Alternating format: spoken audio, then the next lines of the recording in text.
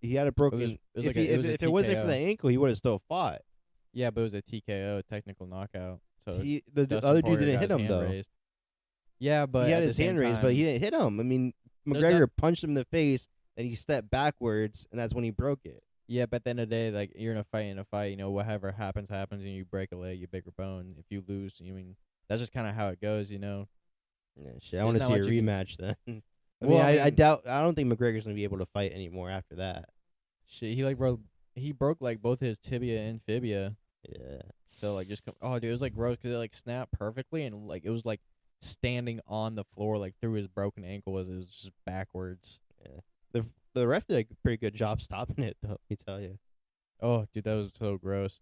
I mean, Poirier said he like knew which kick or that he checked that actually like fucking broke his leg, but apparently McGregor's camp is saying that he actually had a fracture beforehand in training and they had got it like screened and searched and stuff and it was already like fucked up beforehand. Really? Yeah, I guess something happened in training. Maybe he overworked it. Yeah, he got checked or he kicked someone too hard. I don't know. But he had like fractured it beforehand is what they're saying.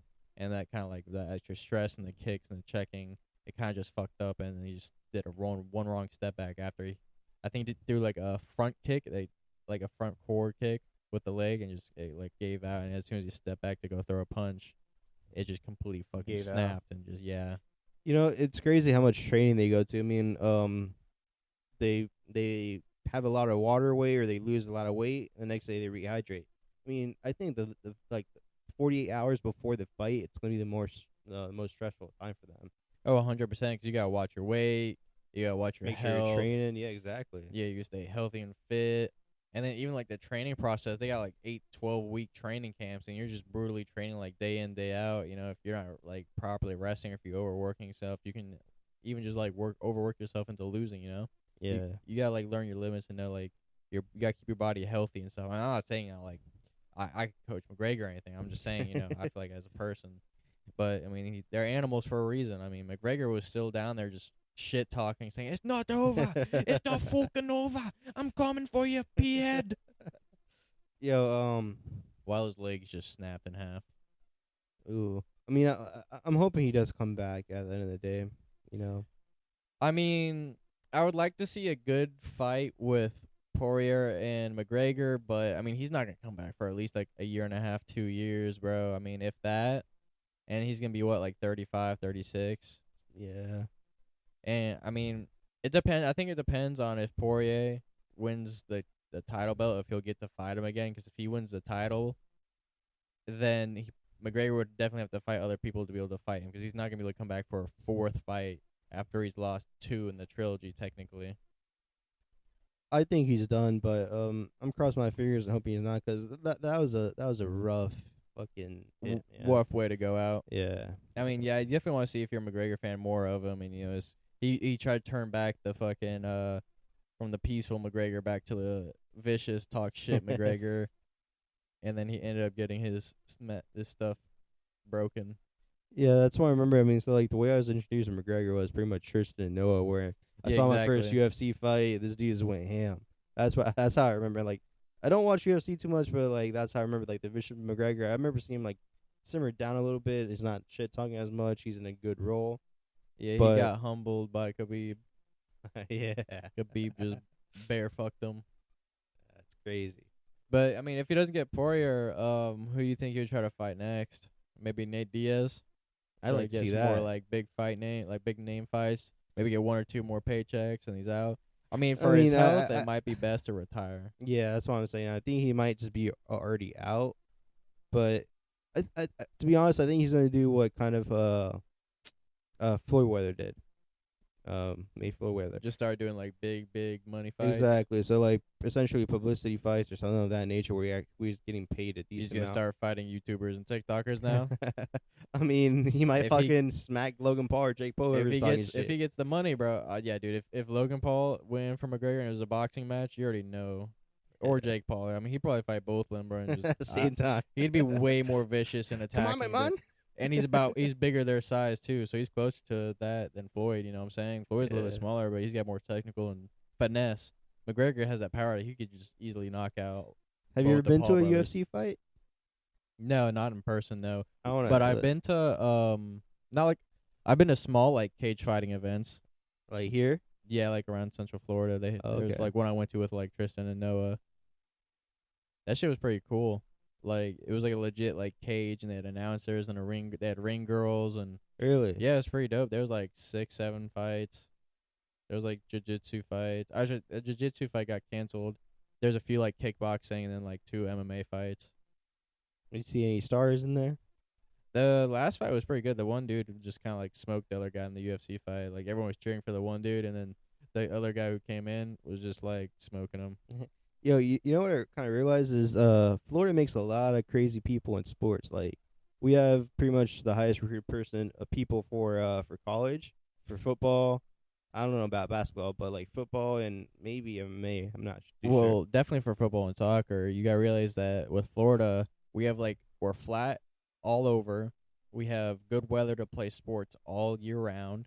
I Yep. mean, we don't have snow, we don't have hail. We have rain and thunderstorms and tornadoes and hurricanes, but That Florida people comes and don't give a goes. fuck about that. Yeah. And like it's bright out all the time, and it's usually pretty good temperature. I mean, if you got to put a little shirt on underneath, you're good, or a Exactly. jacket. You can play any sport anytime. Florida's a different breed. Yeah, we're just built different over here. I'm sorry, every other state, but you're just beneath us. Yep.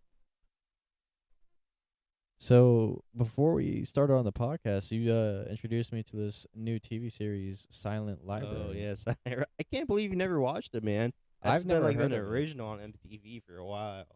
Yeah, I don't know. I mean, the video we saw was posted on in 2020, so who knows? It looked a little bit They older might be though. still making new videos too. Man, I haven't seen that episode, but I used to watch Silent Library like fucking like a religion. Every night I used to watch like 3 or 4 episodes. So I got caught up on the season. This shit's just so funny. Yeah, it honestly was pretty funny. So basically, can you give us like a rundown of the show? Uh, oh yeah. So what ends He's up vaping happening? like a monkey. So essentially, there's 6 or 7 people, a group of friends in a library. They have different challenges they have to do to win money. So if you win all the challenges, I believe you get 10 to 20K. Your money gets double at the end of the day. And the challenges they have to do is you have to do the challenge. For example, eating fish, fish flakes, or getting slapped by a bunch of clowns. You have to do those challenges below a certain decibel amount. So you have to say silent while you're getting hit, or whatever the challenge is. It's pretty funny. It's an interesting show. I'm still debating if it's real or if it's kind of like staged or acted out. Yeah, I mean, it looked somewhat real, but that dude like who ate the fish flakes, I mean, Yeah. that's disgusting, bro. He had to eat a bowl of fish flakes within 30 seconds, like a whole ass cereal bowl. You guys know how you fucking as soon as you finish the cereal, you chug the milk. That's what you did with the fish flakes. It's like a very, very toned down Fear Factor. Yep. Yep. So, bad news, people who are listening to the pod. We have monkeypox in the United States. So what exactly is that? So they get it from monkeys. I'm not too sure, but I have a little post up here. I saw this morning that in Dallas airports there was a case of the rare monkeypox virus in an individual who traveled from Nigeria to Dallas, and then that they contact 2 other flights that I guess he was on, and he's in like it's really interesting. So the monkeypox virus is a rare disease that is. Look at that! Look at that ass. Oh, dude, that's just. It's actually kind of. It looks like a Looks like bunch of like chickenpox. kind of chicken pox, but like More on, severe. like warts. It's a rare disease that is caused by infection with monkeypox virus. The monkeypox virus belongs to the Orthopoxvirus genus in the family Poxviridae. The Orthopoxvirus genus also includes variola virus, the cause of smallpox. Oh, hey, look at that! Yeah, so I guess it's like in the family of smallpox. That's crazy, The man. vaccinia virus used in the smallpox vaccine and cowpox virus. It was first discovered in 1958 with 2 outbreaks of pox-like diseases. Let's see. So the natural reservoir of monkeypox remains unknown. However, African rodent species are suspected to play a role in transmission. So it seems like in Africa there's like a rodent species that's transmitting this like smallpox looking like disease around, and I guess someone from Nigeria came to America and Texas. We're so lucky we're in America, man. We don't have to kind of really deal with rodents or anything of that nature. We're kind of blessed out here, bro. I mean, that's another thing is like people like really they don't understand how good we have it over here in like other countries. Like they got like malaria, all the other parasites. They don't have the technology or medicine. Is So let me tell you one thing. So the last time I've been to India was like 5 years ago. I had to take a bunch of medication for malaria, for insects, or for bug bites, and etc. We were there for roughly a month, pretty much. The first 2 weeks we hung out with our family. We chilled with them, got our stuff down, blah blah blah. Next 2 weeks we went touring. One thing that kind of really shocked me is like we were in New Delhi. Right in the front, you see a bunch of at least 15 to 25 homeless people sleeping on the streets, barely getting by and not eating. And then, so we had hotels through our whole tour. I'm not kidding you, like 15, 20 feet right behind it, you see a gated entrance. You see a gated entrance to a hotel. Hotel has 2 pools as soon as you enter in, a fountain. It's a 5-star hotel. And in front of that, like 20 feet, 15 feet in front of that hotel, you see a bunch of homeless people. Are you sure this is in California? It might be California now, shit. But I mean, it's crazy. Like, I mean, that wasn't that one occurrence. Like, it happened everywhere that you go. Another crazy story I had was when I was in India. We went touring. We went to essentially a Muslim church. So like a shalom, huh? Is it like a shalom or something? Is that what it's called? Like, maybe. To be honest, I don't remember the name for it, but it was like one of the best. So like in India, you can be Muslim, be Christian, be whatever religion you want. Yeah, exactly, or Hindu. This is one of the biggest Muslim churches that was there, and so like so it's a steep walk uphill. On the way uphill, we were with our family. There's a little girl, 5 or 6 years old. She came up to us. She came up to my brother, started tugging on his shirt. She said, "Bhaiya, paisa aponge?" Like, brother, give me some money. I'm hungry, pretty much. And so like, I think he gave him like $2-3. She kept on following us all the way up there. And like, as soon as we got like right before we got to the end, we saw her go to a different person and drop off that money.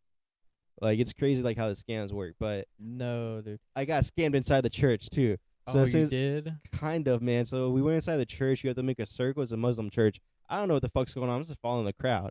I'm going in a circle. This priest talks to me. I was like, what did you say? I don't understand you. And like, he took my head, bowed it down, and he said some prayers. I was like, okay, cool. The priest blessed me. I feel good. Whatever. I'm gonna walk away, make my way to my parents now. And he started screaming at me. He's like, give me some money. Give me some money. I was like, what? I don't have any money. I'm a tourist. I don't have any money at all. And so like he made a big scene, like, but it's so busy. Like he started like yelling in the middle of the street. Yeah. Like pretty much like church. Yeah, right in the middle. Like it was packed, so like no one really noticed. Yeah, and like 4 or 5 pretty people. Loudish. Yeah. And so like it was crazy. Like he was trying to get me, like he held onto my shirt for a little while. I snatched away, and I mean I thought I was getting blessed for free. Yeah, I thought you were just some free pastor in the church working here, Rod. And now he wants some money from me. I don't have any money. What do you want me to do? And so I just fucking ended up running away. I ran outside. Oh, damn, you didn't pay him? No, I didn't have any money, bro. Yeah, dude. I would be like, sayonara. No, dude, but I saw this one video in India of this dude getting scammed so hard, bro. Like, I think he was like on a little motorbike, and he pulled over. He was like on the phone or something, and someone walked up to him asking him about something. And then they took his phone, ran away, and then we turned around, and he started to go chase after them. Or no, someone drove by, took his phone, and as soon as he got off, I don't know why he got off his bike or something to like chase him, and then someone else came up and then stole his bike and then drove his bike away, and then a third dude, as he was like coming up like with his hands on his head, he's just looking around, just like, oh my god, another like third person came up and just took his wallet from his back pocket. That's crazy, man. I think India is like the number one craziest India's number one for scamming. I mean, when you think about it, when you get a phone call for a scam, it's from an Indian person. And I guarantee you they at least make $1 billion a year from just scamming people. Oh, dude, it's crazy how many people, like, how many times a day I'll get a call. Like, at least 2-3 times a day I'll get, like, a random call from, like, a scam. They have operations out there in India. So there's one person I watched on YouTube, and so they have a whole building full filled with Indian people, and then what they're doing is they're calling people just to scam them. Yeah, and it's like a whole company just to do that. Yeah. Yeah, because you hear them sometimes, and you hear like 17 other motherfuckers in the background, and like 7 fans. Yep.